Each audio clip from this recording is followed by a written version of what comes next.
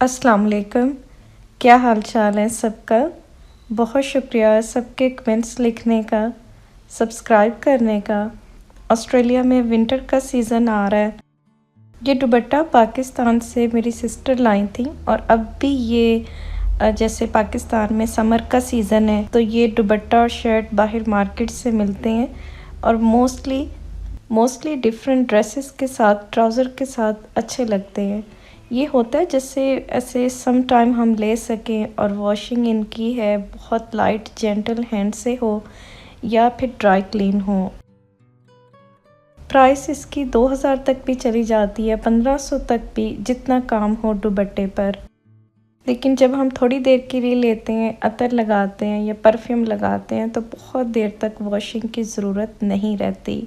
मौसम इतना ठंडा हो रहा है यहाँ पे कि पाकिस्तान के सारे वो जो समोसे और खाने में खाती रही हूँ सारे याद आ रहे हैं, सारी चीज़ें। ऐसे बारिश में इस तरह के मौसम में घर की सफाई करना भी थोड़ा मुश्किल ही होता है। जैसे एक धूप में इंसान ज़्यादा तसल्ली फ़ील करता है।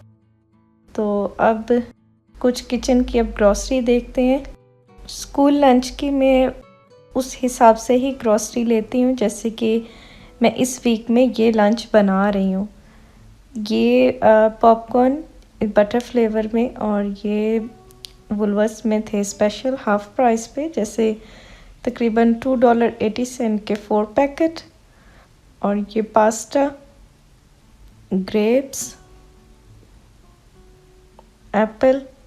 पॉपकॉर्न घर के लिए है, जैसे कभी ऐसे वीकेंड पे खाए जा सकें, लेकिन ये मैं स्कूल में बनाकर नहीं देती। और ये वाले जो ब्राउन राइस हैं ये मैं ज़्यादा लंच में यूज़ करती हूँ। और ये सॉस, इसके साथ पास्ता बनाना है या बेक करना है पास्ता को तो ये इस सॉस से बना सकते हैं। ये राइस तकरीबन 1 माह 3 हफ्ते चले जाते हैं, ये वाले ब्राउन राइस। जैसे कि इन राइस की कॉम्बिनेशन के साथ कबाब हो सकते हैं, राइस के साथ कबाब, वेजिस, पास्ता, ये कॉम्बिनेशन ऐड हो सकती है। डिपेंड करता है फैमिली के कितने मेंबर हैं, कितने लंच बनाने हैं।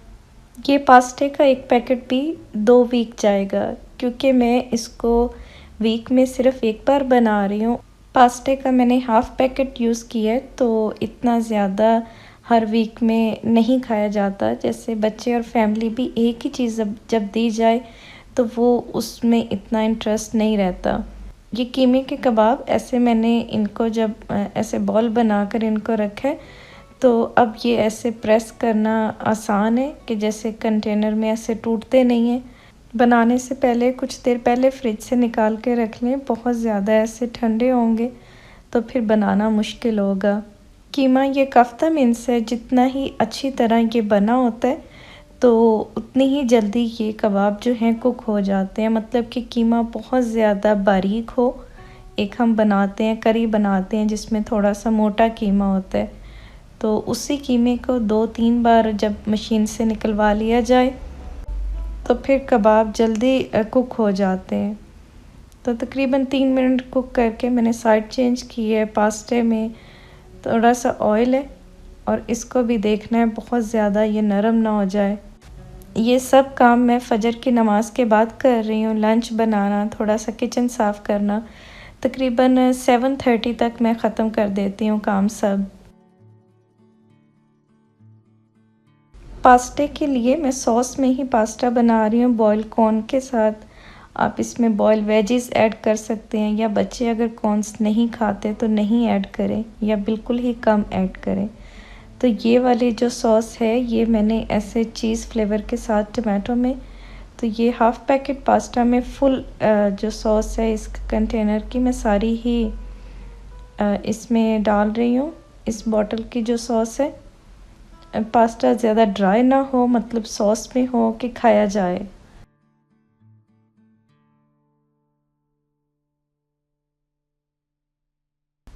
ड्राई गार्लिक, इतना ज़्यादा टाइम नहीं लगता है इन लंच को देखने से। हो सकता है लगे कि कबाब है, पास्ता है, लेकिन ये सॉस में सिर्फ मैं बॉईल कर रही हूँ तो साथ में ही कबाब है जो कि ऑलरेडी ऐसे फ्रिज में मैंने बना के रखे हैं, सिर्फ उसको लाइट सा फ्राई किया है।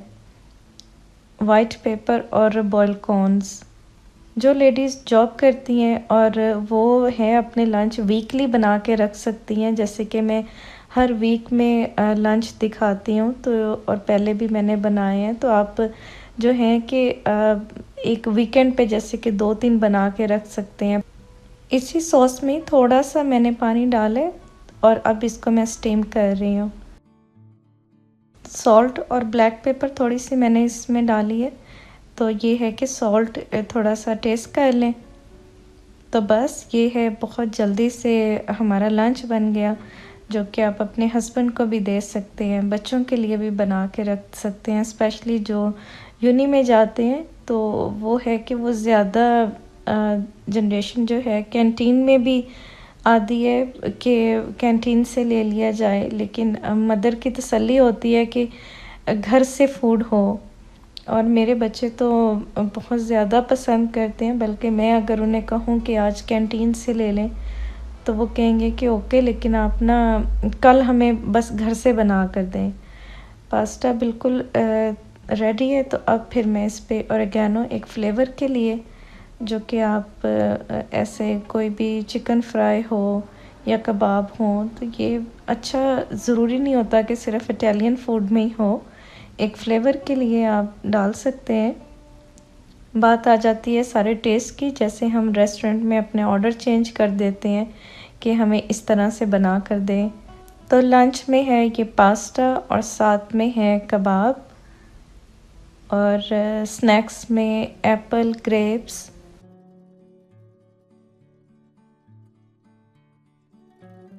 थोड़ा सा जो फ्रूट है, फ्रूट के बैग जो बने, तो वो ऐसे हो कि अगर स्कूल में आने से घर में टाइम लग रहा है, तो फिर साथ में जूस बॉटल या कोई ऐसी चीज़ हो जो कि बाद में भी खाई जा सके।